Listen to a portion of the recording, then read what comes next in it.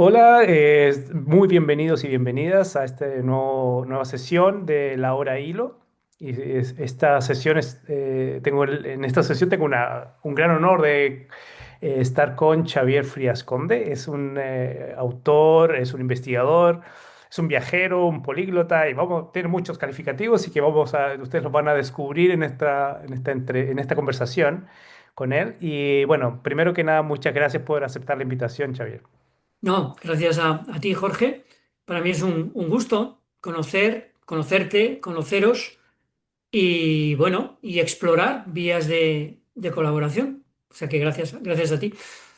Excelente. Primero comenzamos como todas las entrevistas, comenzamos con una pequeña inmersión en la vida de nuestros entrevistados e entrevistadas. Y me gustaría que nos contaras un poquito sobre tu infancia. ¿Cómo era tu infancia por allí en Béjar, en Madrid? Y nos cuentes un poquito de esos. Bueno, yo tengo un recuerdo maravilloso de mi infancia. Tuve una infancia muy feliz, muy feliz. Nací en un pueblo del sur de Salamanca, en Béjar, y salí de allí con 6 años. Luego viví 3 años en un pueblo de la provincia de León donde en aquel entonces, porque el cambio climático es algo real y quien lo niegue, pero nevaba, ¿cómo nevaba? Y me acuerdo que yo me pasaba los inviernos como un esquimal debajo de la nieve, abriendo túneles, es un recuerdo que tengo ahí precioso. Y con 9 años me truncaron, digamos, esa infancia ideal y mis padres vinieron a vivir a Madrid por motivos de trabajo de mi padre y ya me cambió toda la vida. Pero bueno, tampoco puedo decir que mi última parte de la infancia fuese mala, no lo fue. Y precisamente el objeto que me comentaste, que trajese de mi infancia, viene de esa época y que creo que ha marcado en gran parte lo que soy hoy. Entonces, mi infancia, como digo, ha sido una gran infancia. He tenido un padre y una madre maravillosos y creo que eso ha influido muchísimo en mi vida, lógicamente. ¿Quieres mostrarte el objeto que hace referencia y describirlo un poco para personas que solo que están escuchando esta conversación? Entonces lo puedes Vale, no describir. es nada de lo que creo que la gente se espera. Es esto. A ver si se ve bien en pantalla. Lo que pasa es que tengo un fondo y no se acaba de ver. A ver. Que no sé. Espera, voy a intentar quitar el fondo, aunque se va muy, muy feo por atrás, pero voy a intentar quitar el fondo. Un momento. Es que si no, no se ve. Parece que adivinamos que es un libro Es un libro, rojo. pero no es cualquier libro. A ver, voy a quitarle el fondo. Entonces, lo que se ve al fondo ahora es muy feo, pero Está es bien. un momento. A ver. Es un tomo de enciclopedia. Las maravillas del saber. Dirás, ¿cómo es posible que ese sea un objeto representativo de la infancia? Bueno, pues lo es. Lo es porque yo me pasé una grandísima parte de mi infancia, sobre todo desde el momento en que llegué a Madrid, me la pasé leyendo enciclopedias. Y bueno, decir, bueno, entonces es que eras un niño un poco raro, ¿no? Bueno, sí, quizás, quizás era un niño un poco raro, pero era un devorador de conocimiento. Ten en cuenta que allá en la década de los 70 pues no había internet. Entonces, digamos que toda esa ansia de conocimiento, pues solo se podía adquirir a través de enciclopedias. Y bueno, este es uno de esos objetos que he conservado. No tengo tantos, la verdad, pero este es uno de ellos. Y lo tengo aquí en mi estantería.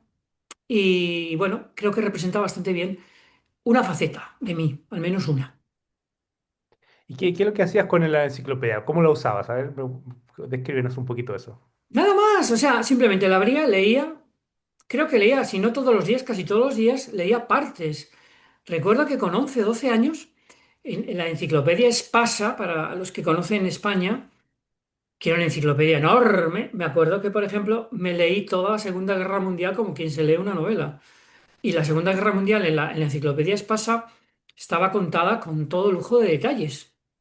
Y además, digamos que yo todavía tardé un cierto tiempo en estudiarla dentro de la asignatura de historia. Todavía me llevó bastante tiempo, pero cuando llegué en el colegio a estudiar la Segunda Guerra Mundial, pues yo ya me la conocía bastante bien, porque me la había leído en la enciclopedia, ¿no? Entonces simplemente leía, leía y acumulaba ese conocimiento. No hacía nada más con ello. Así de simple. ¿Cómo fue este primeros encuentros con con las multilenguas? Porque tu lengua materna es el gallego, ¿no? Entonces, no, ¿cómo se da estos viajes también? Como, bueno, primero el gallego y el castellano empieza a aparecer. ¿Cómo se dio este camino? Bueno, todo el mundo piensa que mi lengua materna es el gallego, pero en realidad no lo es. Oh, no Es mi lengua o sea, es lengua de la familia de mi madre, ¿vale? O sea, es una lengua familiar, pero no es mi lengua materna. Mi lengua materna es el castellano. Y en aquellos tiempos, y más máxime habiendo nacido en Salamanca y habiéndome criado por el centro de España, no podía ser de otro modo. Pero el gallego siempre estuvo presente en mí. Era, como digo, lengua de familia, no era una lengua ajena. Y en un momento dado, pues decidí convertirme en hablante activo de gallego. Tanto es así que hoy en día prácticamente todo lo que escribo lo escribo en gallego. Aunque luego no lo publique en gallego, pero es mi lengua de creación, porque me surge de una manera espontánea. O sea, para mí escribir en gallego es mucho más fluido que escribir en castellano. No me preguntes por qué. Y yo tampoco me hago, ya no me lo cuestiono, simplemente sé que es así, escribo y luego me autotraduzco, automáticamente, me autotraduzco. Y bueno, pues es así desde que empecé a escribir, sin más. Entonces, sí, mi relación con las lenguas siempre ha sido una de algo que me causa una gran pasión. Lógicamente fue el gallego como lengua familiar, pero recuerdo en mis primeros años de adolescencia, bueno, cuando empecé el sexto de EGB, entonces en España, 11 12 años, pues nos introdujeron la primera lengua extranjera, que fue el francés. En aquella época no era el inglés, era el francés, y yo disfrutaba muchísimo con el francés, se me daba muy bien. Me sentía muy curioso también con el portugués, empecé por mi cuenta con el portugués. Unos años después, pues empecé a ir a clases de inglés, también por mi cuenta en aquel entonces otro idioma que me llamaba muchísimo la atención, que era el catalán. Y entonces, bueno, pues en estos primeros años, todavía como digo, en mi adolescencia, pues casi todo lo aprendía solo. Bueno, en inglés sí, en inglés fui a clases, incluso te puedo decir que con 16 años empecé a estudiar árabe. Una lengua que, bueno, me llamó muchísimo la atención y ahí la tengo, ¿no? Que de vez en cuando la uso y me es muy útil cuando viajo a determinados lugares, ¿no? Entonces, sí, mi relación con las lenguas ha sido siempre una relación de pasión.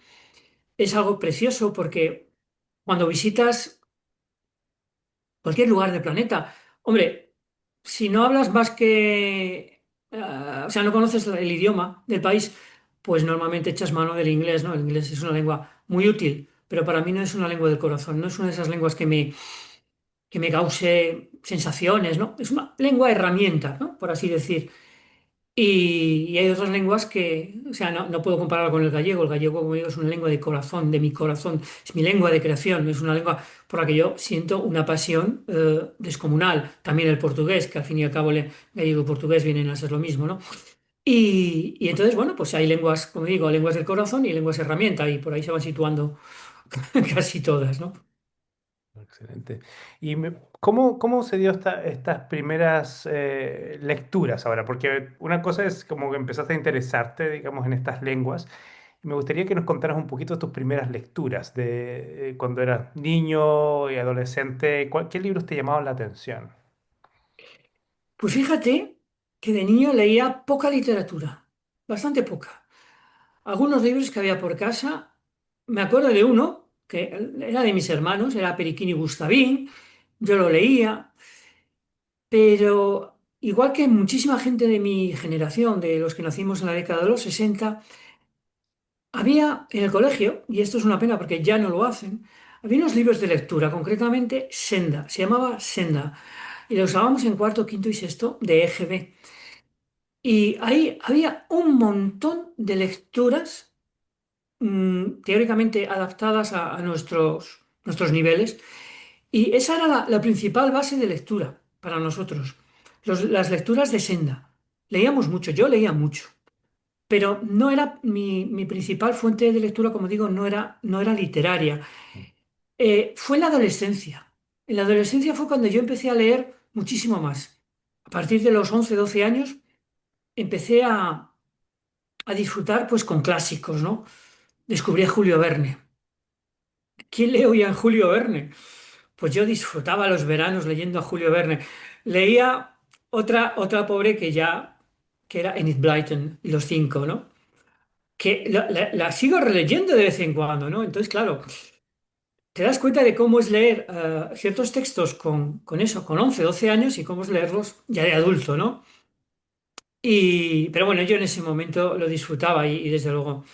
Y había una cosa, la colección, o sea, Bruguera, la editorial Bruguera, que ahora ha vuelto a salir, ¿no? Pero en aquellos años vendía los clásicos universales, que eran versiones reducidas de autores como Salgari, ¿no? Con Sandokan, por poner un caso, ¿no? Por supuesto, el propio Julio Verne, Karl May, muchísimos autores del siglo XIX. Yo me los leía todos, pero en versiones, como digo, en versiones reducidas. Y además eran libros económicamente bastante asequibles. Porque claro, uno o sea, yo no tenía dinero, lógicamente, dependía de la buena voluntad de mis padres, que llegaban hasta donde llegaban. Éramos una familia de clase trabajadora, o sea, no era... Pero siempre había libros en casa, eso es algo que siempre puedo decir, siempre había libros en casa. Entonces, muchos de estos libros, y los mantengo, algunos, no todos, pero muchos los mantengo, ahí están, y eran esos clásicos universales en una versión reducida, pero que te contaban la historia resumida, pero completa, y entonces, bueno, pues es ese también el elenco, mi gran elenco de lecturas de toda aquella época, ¿no? De mi adolescencia.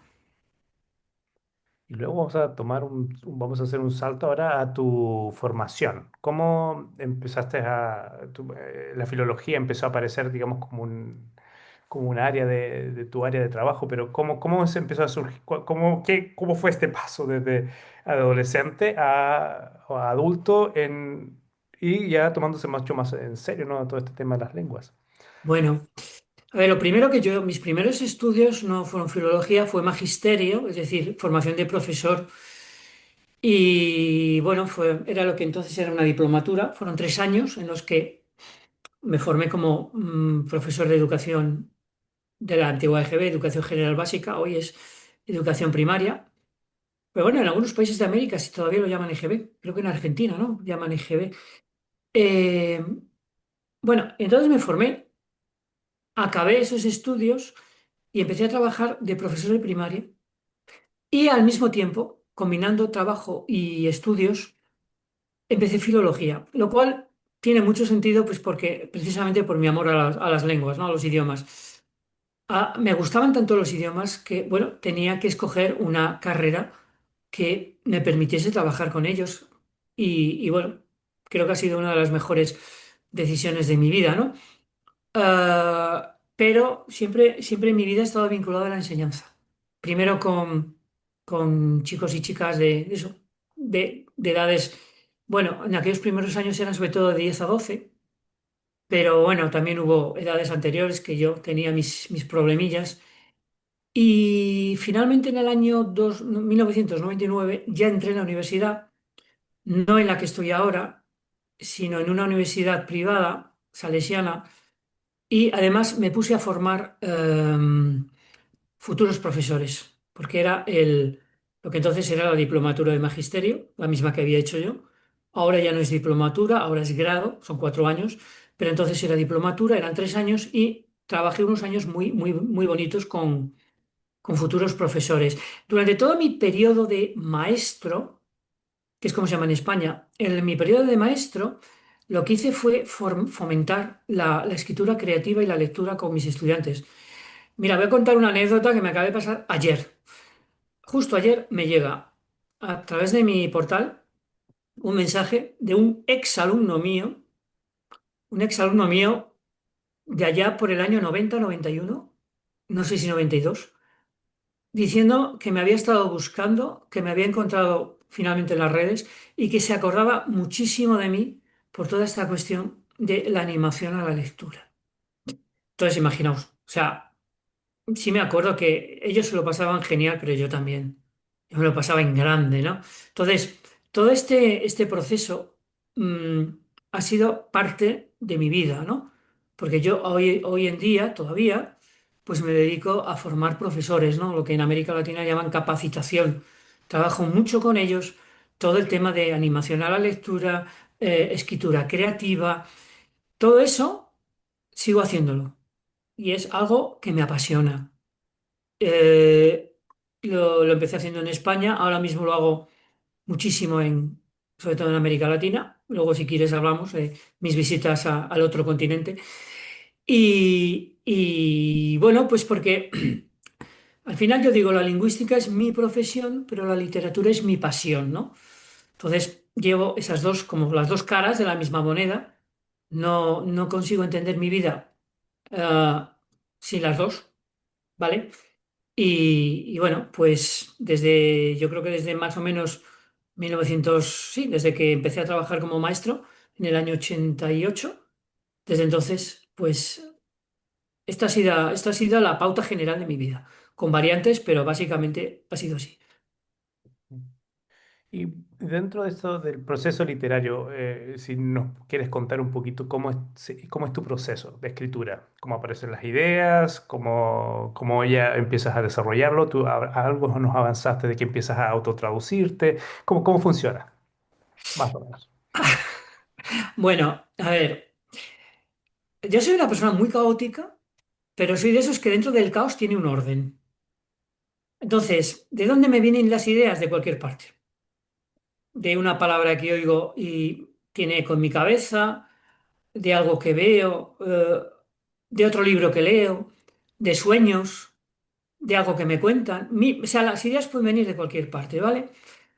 Entonces, a partir de algo que surge, pues me pongo a escribir. Por fortuna, tengo una profesión, o sea, al ser profesor universitario, pero en una universidad a distancia, es decir, no doy clases 2, 3 días por semana, sino que trabajo principalmente desde casa, pues dispongo de bastante tiempo para escribir, ¿vale? Pero no quiero que la gente empiece a pensar, este señor se rasca el ombligo todo el santo día. No, no, no, no. Cuidado porque en mi trabajo trabajamos como animales.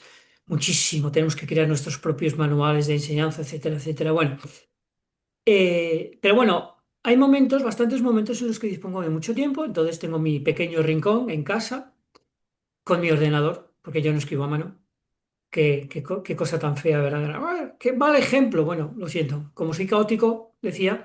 Yo puedo empezar una historia, generalmente sí, empiezo por el principio, pero doy saltos, porque me viene una idea, la reflejo en el texto y luego lo bueno del ordenador es que puedo ir rellenando hasta que vuelva a unir ese fragmento que he escrito antes. De hecho, lo que estoy escribiendo ahora, pues es así, de repente se me ocurrió una cosa, la añadí y ahora estoy, digamos, llegando a ese momento en la historia, ¿no? Cuando escribes a mano es complicadísimo de hacer, ¿vale? Y por supuesto lo estoy escribiendo en gallego, como no podía ser de otra manera. Y, y bueno, pues mi proceso, como digo, es bastante caótico y sobre todo esto se ha ido acentuando con los años. Soy un escritor de textos breves. Sí he escrito algunas novelas. La novela más larga que escribí, pues la escribí hace bastantes años. Una novela que llevo 200 páginas, no he vuelto a escribir ninguna igual. Me gusta mucho escribir cuentos. El cuento es el género en el que yo me siento muy cómodo. Y me encantan los libros de cuentos. Algo que parece que va contra la moda, ¿no? De que en la literatura infantil hay que escribir novelas. Y eso se fomenta desde las editoriales. Algo que me parece un error. Cuando los libros de cuentos son algo maravilloso. Y conste que no estoy contra las novelas, no estoy contra. Pero creo que hay que compensar, ¿no? Y hablando de géneros breves, pues lo que también empecé a escribir, no hace tantos años, yo creo que hace unos 10 12 años, empecé por casualidad y fue el microteatro. Había escrito algo de teatro juvenil, infanto-juvenil, algo, pero de repente, por un encargo de una amiga, etcétera, escribí una micropieza. Y ya desde entonces no he parado. Y es un género con el que me encuentro súper a gusto. Escribo muchísimo microteatro, ¿no? Sobre todo en clave de humor. Y esa es una de esas cosas que primero he conseguido que se lleve a los colegios y cuando lo presento a los profes, tanto en España como en América Latina, pues resulta que se quedan fascinados de las inmensas posibilidades que tiene el microteatro, ¿no? Primero porque el teatro es un género dentro de la literatura muy desconocido, muy infravalorado y se pueden hacer maravillas con él, ¿no? Entonces, bueno, ese es un poco el Mm. proceso. Y también escribes poesía. A ver, últimamente muy poca o prácticamente nada. Tuve una época en mi vida en que escribía mucha poesía y poco a poco lo fui dejando y bueno, ahí está. No me sale. Y como no me sale, pues tampoco la fuerzo. Mm. Si un día me viene gana de escribir un poema, lo escribo, pero nada más. No, no, no, hoy en día no, la poesía ya no es algo que forme parte de mi actividad literaria. Escribo de vez en cuando también narrativa breve para adultos, pero en comparación con lo que escribo en infantojuveniles no debe ser ni un 10-15%. Tengo ahí una bitácora, me gusta más llamarlo bitácora que blog, de microficción en castellano. Y lo bueno de escribir por internet es que te viene la idea, la escribes, ¡pum! Y un día escribes dos y luego pasan 2 meses, no escribes nada. Entonces, ahí está. De vez en cuando he hecho recopilaciones de los microrelatos y lo he publicado en un libro. Y con los cuentos de infantojuveniles lo mismo. Muchos se han quedado ahí y otros pues he hecho pequeñas colecciones y los he publicado como libros. ¿Cuál es tú dices que, bueno, que más o menos haciendo el cálculo, más del 80% de lo que escribes es pensando en público infantil, juvenil. ¿Cuál es la importancia que tú tienes, esta escritura para este público? A ver, voy a decirlo así, va a sonar muy raro, pero esto es como una necesidad fisiológica. A ver, por mi modo de ser, yo tengo una imaginación desbordante, ¿no? Entonces, esa imaginación desbordante, yo tengo que plasmarla. Porque si no la plasmo, sentiría como que un día la cabeza me va a estallar, me va a explotar literalmente. Entonces, le doy salida. ¿Y por qué para un público infanto-juvenil?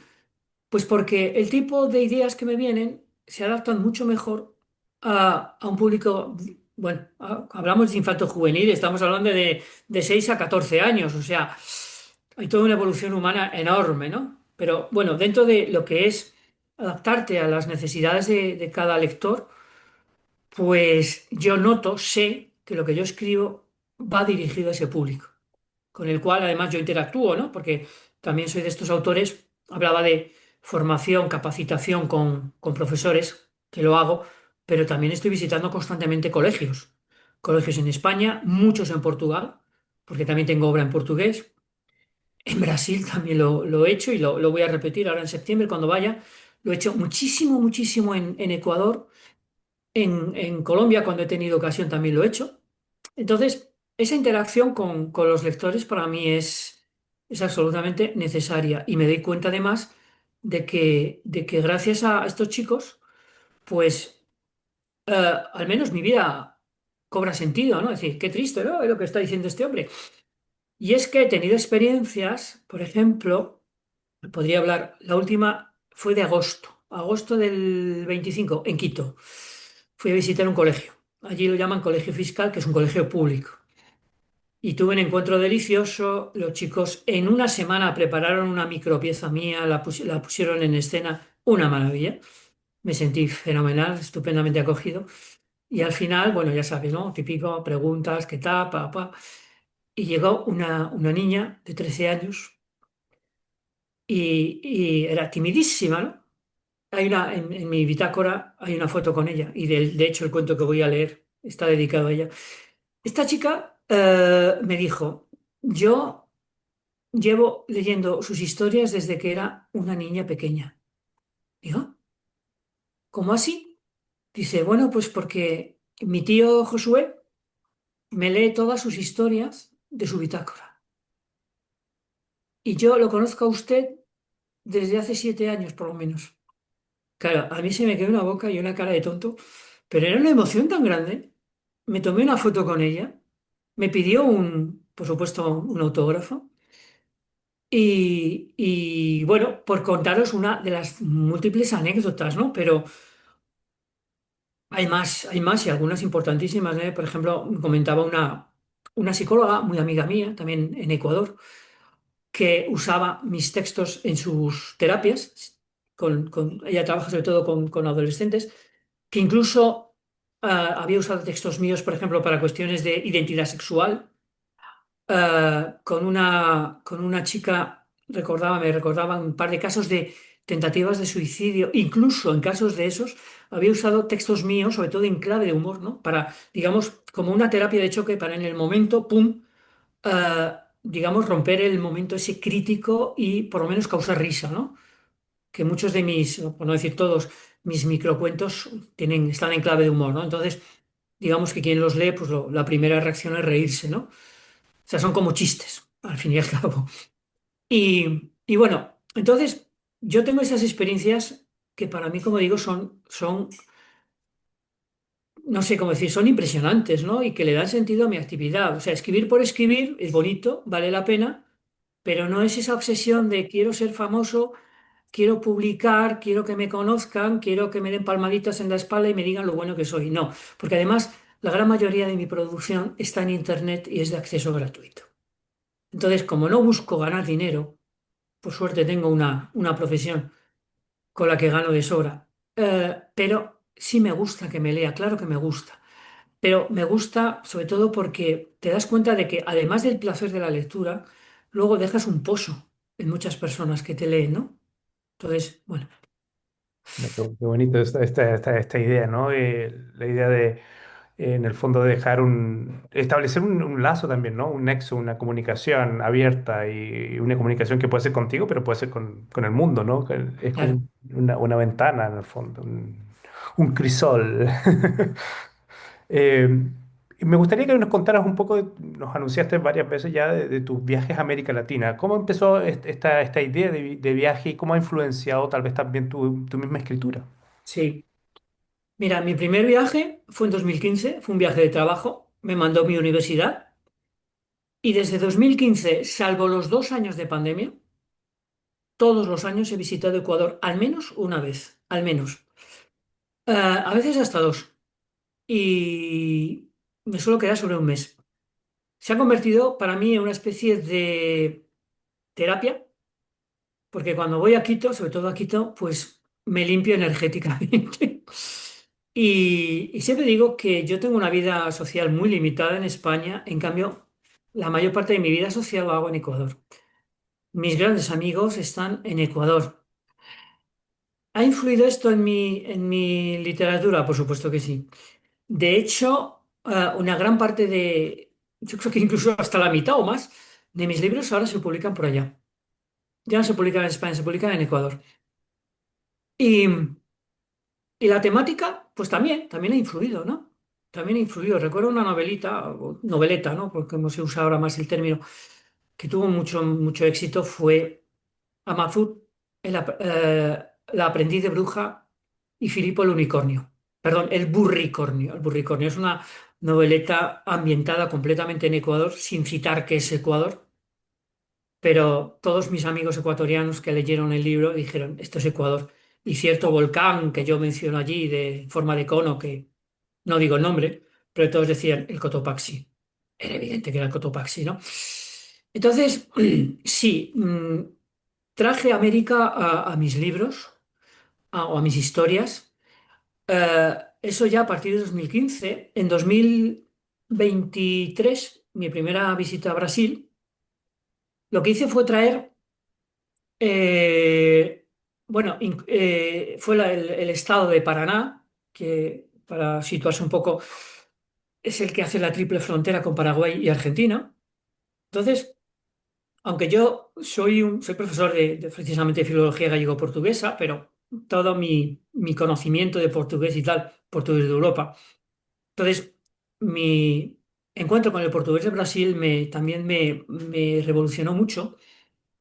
Y, y entonces, durante mis dos estancias, he escrito muchísimos cuentos ambientados en Paraná. incluso con los animales, ¿no? Estos animales que hay por allá que en Europa son desconocidos, ¿no? Y bueno, pues todo eso ha dejado un pozo, ¿no? Porque todo lo que vas conociendo, luego de alguna manera también lo reflejas en tu literatura. Además, tuve la inmensa suerte en Brasil de conocer en la universidad donde que frecuento, que es la Universidad Unioeste, se llama Universidad Oeste do Paraná, en la ciudad de Cascavel, con V, B baja. Pues me encontré con un grupo de profes entusiastas de la LIG y poder dar cursos y hacer cosas de estas. Voy a volver en septiembre, voy a estar con ellos, voy a visitar colegios. Con los chicos ya lo hice la otra vez, me gustó muchísimo la experiencia con los estudiantes brasileños. Además hago cosas muy raras, les cuento cuentos en gallego. Entonces ellos al principio me miran y me dicen, ¿qué? ¿Qué hace este hombre? ¿En qué nos habla? Digo, pero ¿vosotros entendéis? Sí, sí, entendemos, ¿no? Estos son experimentos filológicos que yo hago, pero me lo paso muy bien. Pero tienen también una intención como de... Estamos muy metidos en compartimentos estancos, ¿no? Entonces, es una lengua que no es tan ajena a la tuya. Entonces, me gusta que la conozcas, quiero que me oigas, quiero que te familiarices con ella. Pero es que esto pasa incluso con el español, ¿no? Yo me encuentro editoriales que me dicen, bueno, pero es que tu texto es muy español. Digo, ya. ¿Y qué quieres? ¿Ecuatorianizarlo? Pues un poquito, digo, pues no. Pero es que los chicos, digo, no, no, no, los chicos entienden en mi español mejor que tú, porque están saturados de la influencia de redes sociales, de vídeos, de tantas cosas. Entonces, decir que necesitas que yo quite el vosotros en mis textos, no lo voy a hacer. No lo voy a hacer porque para los chicos es algo que forma parte de la variedad del idioma. Entonces, con el portugués es todavía más brutal. Claro, los chicos brasileños están muy poco expuestos al portugués de Portugal. Y mis textos en portugués están en portugués de Portugal. Y al principio, bueno, pues imagínate si encima das un paso más y vas al gallego, que está todavía un poquito más lejos, ¿no? Pero a mí me parece que es un poco abrir las mentes, ¿no? O sea, salir de nuestro entorno más inmediato. Entonces, mm, tenemos un gran idioma, aprovechémoslo, pero ese idioma, seamos conscientes de que tiene variantes y que todas las variantes sean respetables. Y que nadie, a un ecuatoriano, lo va a obligar a escribir en español de España. Sería absurdo. Sería absurdo. Me acuerdo precisamente en Argentina, una de mis micropiezas, la quisieron usar en un programa de radio, dije que adelante, pero tenemos que cambiar todos los tú por vos. Digo, ¿por qué? Es que, digo, no, pero si es tan fácil de explicar, el autor es español y escribe así, pero cualquier argentino tiene problemas en entender un tú. Ninguno. Luego tenemos ahí el famoso coger, ¿no? El verbo este que da tantos problemas. Pero, a ver, yo no puedo evitar usarlo. En Ecuador se usa igual que en España, ¿no? Entonces, tú coges algo, ¿no?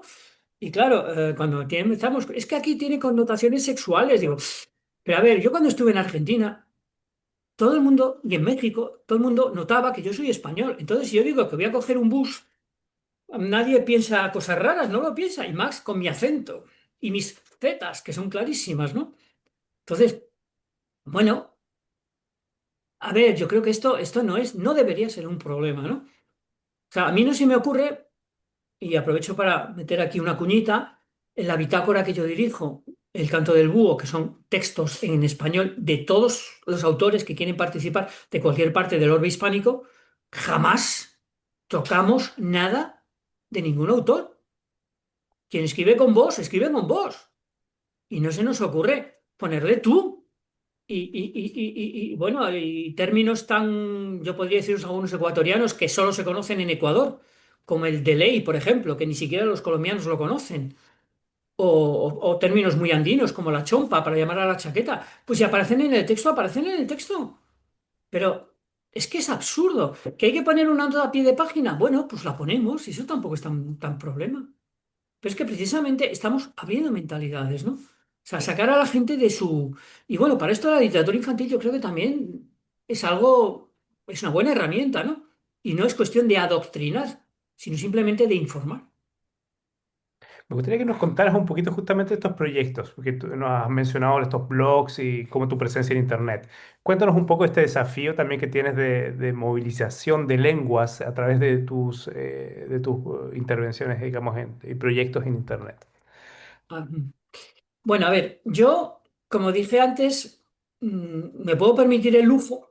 Hay autores que no pueden porque viven de esto, evidentemente, y yo lo respeto, pero como no es mi caso, a ver, decíamos antes, ¿qué me cambió mi primera visita a América Latina? Bueno, pues por ejemplo, el acceso a las lecturas. Claro, en un ambiente europeo, ¿qué chico no puede comprar libros? Hombre, los hay, pero son pocos. Y siempre hay bibliotecas que están bien surtidas. Bueno, de una u otra manera se puede. Conocí en Ecuador un proyecto maravilloso, Casa Búho. Casa Búho que está en Machalilla, provincia de Manabí, en la costa del Pacífico, al lado de Puerto López. Lo lleva una persona que para mí es objeto de toda mi gran admiración y devoción, que es Valeria Sainz. Ella promueve la animación a la lectura con los medios que tiene, pero en una villa pesquera pequeñita y sin recursos. Ya ha sacado adelante un proyecto que os invito a conocerlo. Con que pongáis Casa Búho en Google, vais a encontrarlo y tiene su página de Facebook, vale la pena, ¿vale? Bueno, digamos que lo frecuenté bastante tiempo, ahora últimamente ya no he podido, pero eh, yo me di cuenta, claro, lógicamente, lo notas enseguida, que los chicos no tienen acceso a la lectura. Vale, ella consigue libros, consigue donaciones, pero aún así no basta. Pero en América Latina resulta que, aunque no tengas acceso a los libros, tienes acceso a Internet. Y puede parecer una paradoja, pero es la realidad. Entonces, ya durante la pandemia, esto fue ya, no fue en Ecuador, fue en Colombia, con una profesora con la que yo trabajé muy codo con codo. Ella utilizó mucho mis micropiezas y entonces usaba mucho WhatsApp. Fijaos qué medio de comunicación con el alumnado, ¿no? Bueno, les mandaba las micropiezas y pedía a los chicos que en casa, con los familiares, las pusieran en escena. Increíble. Tengo vídeos deliciosos. Entonces, te das cuenta de que a las redes, bueno, a Internet le puedes sacar un provecho inesperado. Todo es cuestión de diálogo, es cuestión de hablar con los padres, es cuestión de explicarles, es cuestión de decirles, mire, préstele el celular a su hijo o a su hija, porque esto es una cuestión educativa. Y los padres, cuando se lo explicas así, normalmente acceden. Eso sin contar con que a partir de una cierta edad ellos mismos ya tienen celular, ¿vale? No tienen libros, pero tienen celular. Y esta es la realidad. Entonces, ¿qué supuso la bitácora? Yo mi primera bitácora en gallego la inicié en 2007. Casi medio millón de visitas desde entonces. Luego la cloné, empecé a hacer los mismos textos ya en castellano, 2011. Y fue ahí donde esta chica de la que hablaba antes, Micaela, conoció mi obra. Entonces, muchos de estos chicos con los cuales yo no podía tener un contacto directo, pues me conocieron por internet, me conocieron por las bitácoras. Y a partir de ese momento, pues me di cuenta de que podía llegar casi a cualquier lugar del mundo, por lo menos cualquier persona que pueda leerme en español o en gallego portugués. Y así ha sido, y así ha sido. Entonces, primero fueron mis bitácoras personales con mis textos y después, en 2019, a raíz de un congreso que hubo también en Ecuador con una gran amiga mía, que organizó el congreso en la ciudad de Riobamba, Genoveva Ponce, eh, se me ocurrió, junto con algún amigo, ¿no? Por ejemplo, Carlos La Peña, compañero español, bibliotecario y escritor, se me ocurrió, ¿por qué no hacemos lo mismo, pero abierto a autores que quieran compartir sus textos? Entonces, canta el búho. Bueno, el canto del búho viene por el grupo que comentaba antes de Ecuador, ¿no? Casa Búho. Lo cambiamos un poco. Canta el búho. O el canto del búho. El nombre es el canto del búho. Lo que pasa es que para acceder hay que buscar elcantodelbúho.blogspot.com. Y empezamos en 2019 y admitimos textos, pero con calidad literaria, eso es imprescindible, ah, que son cuentos, que son la mayoría. Tenemos algunos pequeños vídeos también, o sea, cuentos contados en vídeo. Tenemos poesía, tenemos haikus, tenemos microteatro, tenemos prácticamente cualquier género y subgénero que sea apto para público infantil, ¿vale? Y tenemos autores de un sinfín de países de América Latina. Y estamos siempre abiertos y buscando nuevos autores que quieran participar. Una cosa, digamos, muy democrática, tenemos autores consagrados, tenemos unos cuantos, pero también tenemos un montón de autores desconocidos, pero, como digo, que nos envían textos de calidad, ¿vale? Con lo cual, este proyecto sigue en vigor. En estos días voy a meter y voy a incluir un par de textos nuevos que todavía no he tenido ocasión de subir, pero por esto que comentaba antes de Brasil, chicos, esto es gallego, ¿le suena? Entonces se nos ocurrió, o se me ocurrió, la idea de El canto del búho, hacerla también en gallego. Entonces todos los textos son traducidos del castellano. Bueno, uno es del italiano, pero en principio son del castellano. No tengo textos en gallego, originales. Bueno, sí tenía uno, perdón. Tenía uno en gallego, solamente uno. Y entonces lo que he hecho ha sido aportuguesarlos dentro de lo posible, sobre todo en el léxico, para que los lectores lusófonos puedan leer en gallego y al mismo tiempo estamos difundiendo autores en castellano en el mundo lusófono, a través del gallego. Esto así dicho suena extrañísimo, ¿no? Dirían que esto es la neura de un tipo que tiene mucho tiempo libre y no sabe qué hacer con él. Bueno, yo puedo confirmar que esto funciona. Funciona porque ya lo he experimentado.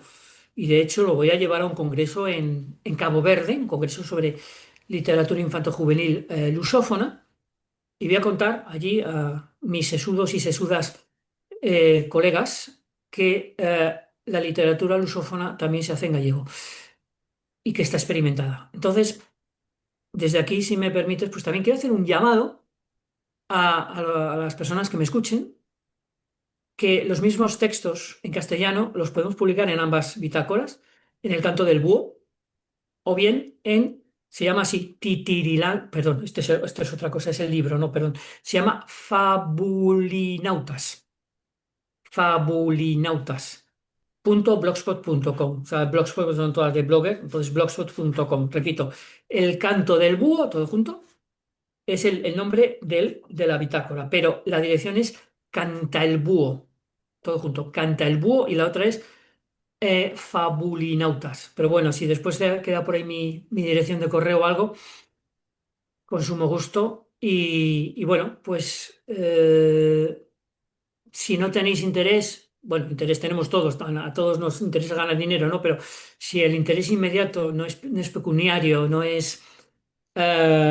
son las regalías y os apetece compartir gratis, porque aquí es todo gratis, pero os aseguro una cosa, os van a leer en sitios donde jamás os leerían. Bueno, pues yo estaría encantado de difundir vuestra obra en español y en gallego. Y nada, que me quedo pendiente. O sea, ya digo que este es un proyecto que sigue en marcha. Yo espero no pararlo y que me hace muchísima ilusión, la verdad. Me hace muchísima ilusión porque es la generosidad de muchos autores que ceden bueno, ceden, a ver, permiten que se lean. Los derechos son siempre de los autores. Yo no me quedo con los derechos de nadie. Es una cuestión, como digo, de compartir gratuito. No, una excelente iniciativa y que creo que, claro, como tú dices, invita a, a compartir en diferentes lugares de la Tierra, del planeta, los textos y eso es siempre bienvenido, yo creo. Eh, y vamos a poner todas estas direcciones que tú acabas de dar, los vamos a poner en la descripción del video de YouTube, so que así la gente va a poder cliquear y va a ser mucho más fácil. Ujú. Xavier, me gustaría que leyeras un poquito. No, sé que tienes algunos, conversamos sobre la posibilidad de leer algunos textos. Vamos a hacer en castellano, pero también en gallego y tal vez vamos a experimentar esto que tú acabas de decir, aunque desde el castellano, pero yo creo que vamos a poder acceder también al texto. Vale, con mucho gusto. Mira, voy a empezar en gallego. Como decía antes, me gusta mucho lo micro. Entonces, en literatura infantil no es tan frecuente. Esta es una colección de 16 microcuentos que tienen un toque a lo Tim Burton, que me gusta esas cosas un poco absurdas, pero siempre con humor, ¿no? Y estos son bastante recientes, son del año pasado. Entonces voy a leer tres. Este primero se titula Un neno, o sea, el niño, un neno que metía os dedos na corrente. A veréis cómo se entiende bastante bien. O Filo, que es el nombre del chico Filo, nunca deu entendido por qué él non comía. Perdón, que me viene el estornudo. Qué oportuno. Disculpas. Non engulía alimentos sólidos pola boca. Cando tiña fame, facía outra cousa ben extraña. Mas non afagades vos nas vosas casas. Cando estaba con fame, o filo metía dous dedos na tomada da corrente e alimentábase de electricidade. Era tanto así que cando o levaban de excursión aos bosques tiñan que lle dar corda para o neno se recarregar. Mas o filo estaba moi sorprendido de ser así. Preguntou aos seus pais que lle contasen a verdade. Quería saber se ela era fillo dun frigorífico ou dunha máquina de lavar. E eles comentáronlle que non. Na verdade, el era un neno brinquedo, o sea, un niño juguete. El funcionaba con electricidade. E todo ten vantaxes. Grazas á electricidade que corría polo seu corpo, non había virus ou bacteria que o ataque e está sempre san. Bueno, este es el primero. El segundo, a nena que só dicía blub blub. A Quirina chegou á escola na metade do curso. Era unha miúda moi extraña que non falaba con ninguén. Non xogaba cos compañeiros da turma. Non lle interesaba nada do que facían ali. Só ollaba pola xanela, só miraba por la ventana. Parecía ter saudades de algo. E cando a campaíña soaba, saía disparada como un foguete. Zum! Era todo un misterio a Quirina. E falar non falaba nada, só facía blub blub blub blub. Ás veces até largaba bollas pola boca, burbujas. Era tanto o misterio ao redor da Quirina que a profe decidiu descubrir onde moraba. Un día, despois das aulas, seguiuna, a nena entrou no bosque, achegouse ao lago e mergulhou nel. A profe, por un buraco no chan, puido ver a nena e a súa familia. Ela fora adoptada por unha familia de castores. Por tanto, moraban sob as aguas do lago. A nena só sabía facer blub blub blub porque os seus únicos amigos eran os peixes. E el último que os leo. Un neno que só comía para estudar. O sea, el niño que só comía para estudiar. O acabador era o rapaz máis experto da escola. Ninguén sabía tantas cousas canto el. Era bo en todas as cadeiras, en todas as asignaturas. Ninguén entendía como podía aprender tantas e tantas cousas. O seu segredo era que comía o papel onde tiña as notas. Comía follas, comía cadernos, comía libros, até comía papel hixiénico cando as notas das aulas estaban nel. O acabador aprendía co estómago, mas un día mudaron o sistema na escola e impuxeron tabletas e computadores. Nada de papel. O acabador pensou que sería a súa fin. Se non podía comer papel, non podía aprender. Non lle ficou outra hipótese máis que tentar comer discos ríxidos, mas non os dixería. Entón ocorreulle meter os conteúdos en memorias USB. Eran moito máis pequeniñas e se lles botaba moito mollo de tomate até eran inxeríveis. Grazas a aquela estratagema, Acabador continuou a aprender a través do seu estómago. Mas non sempre bota mollo de tomate nos lápis de memoria. Tamén lles bota marmelada de arandos, manteiga de maní e até chocolate. Bueno, no sé qué tal, yo creo que se entiende bien, ¿no? Bastante bien. Además, las personas que están familiarizadas con el portugués dirán, esto es un portugués con un acento extraño, ¿no? Como me decían en Brasil, é un portugués con sotaque engrasado, ¿no? Un acento gracioso, ¿no? Bueno, y ahora os voy a leer, os había contado de la niña, ¿no? De Micaela. Se llamaba Micaela, no he dicho el nombre.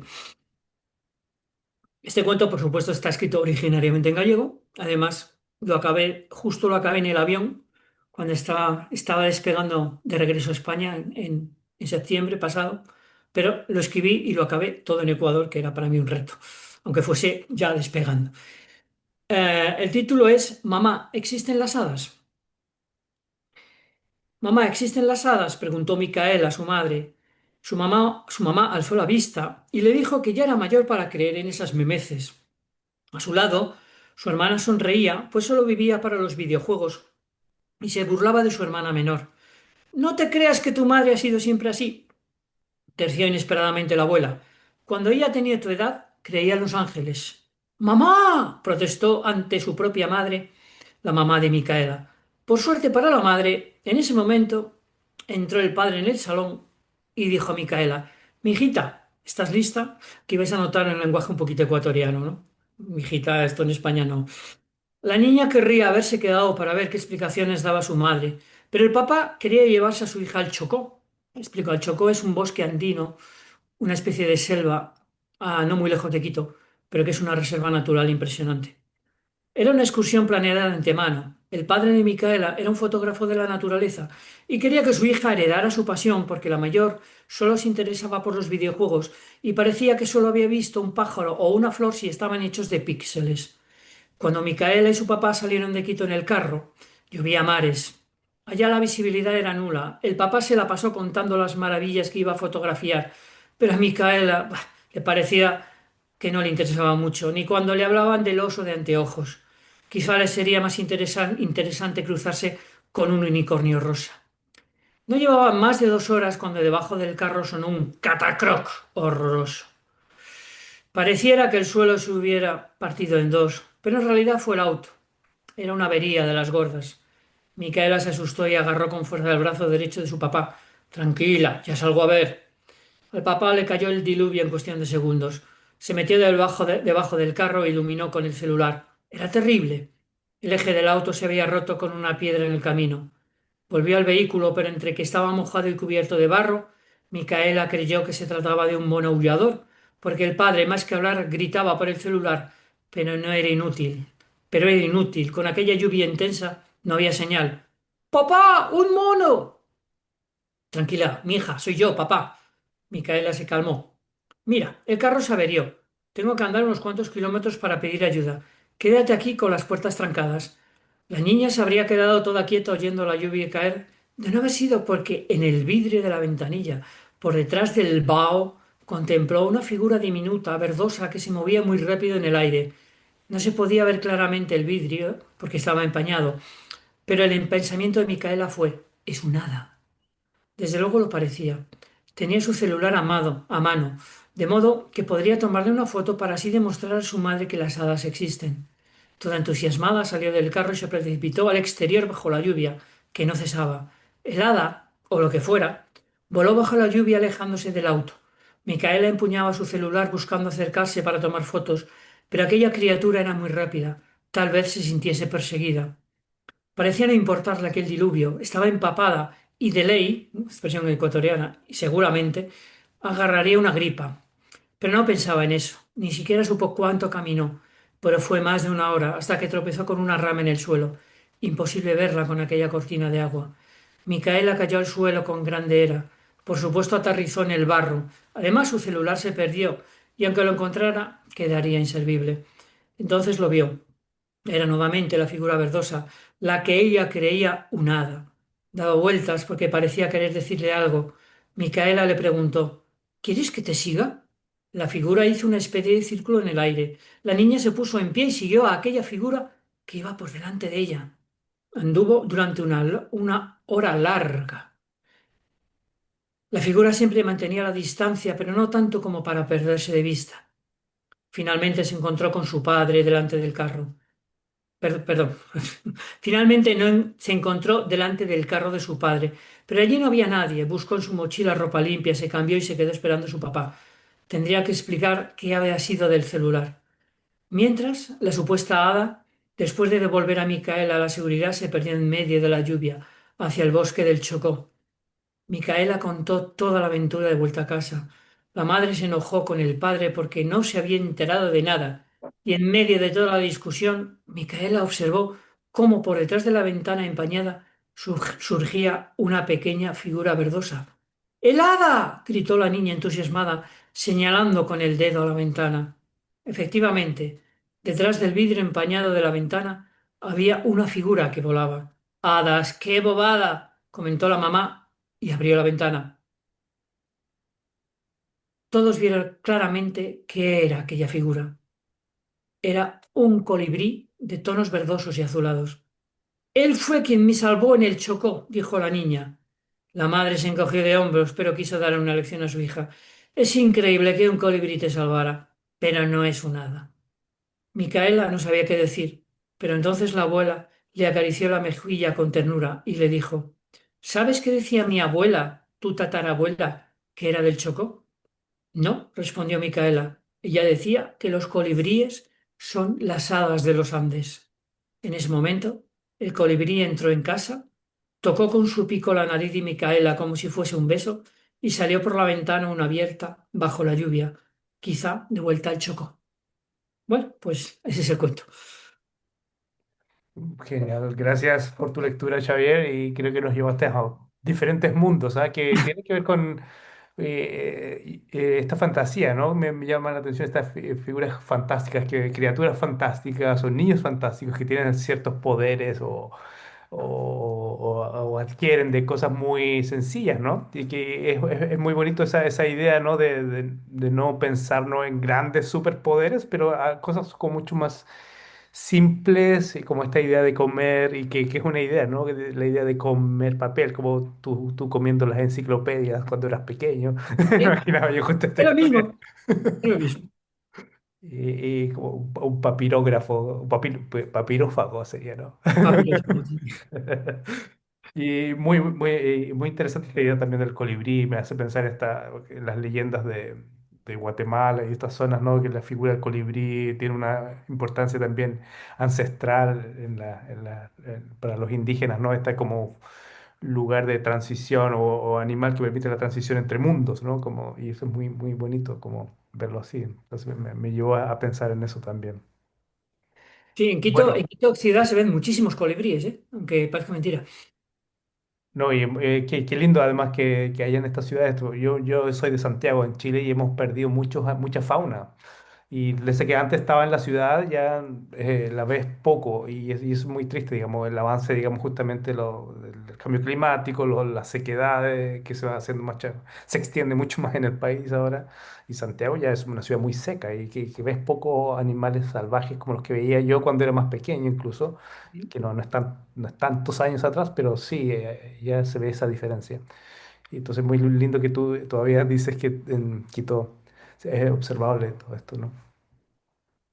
Bueno, yo quiero agradecerte, Xavier, por esta lectura, por esta experiencia de conocerte y haber conocido también tus historias de, digamos, de niño y tu evolución en convertirte en este amante de la literatura infantil y amante de las lenguas, y cómo has combinado estas dos áreas para enfocarte en nuevos proyectos para niños y niñas del mundo y grandes también, ¿no? Es para todos finalmente la literatura infantil. Y bueno, te voy a pedir una pequeña intervención final, que sería algo así como si tú tuvieses la oportunidad de encontrarte tal vez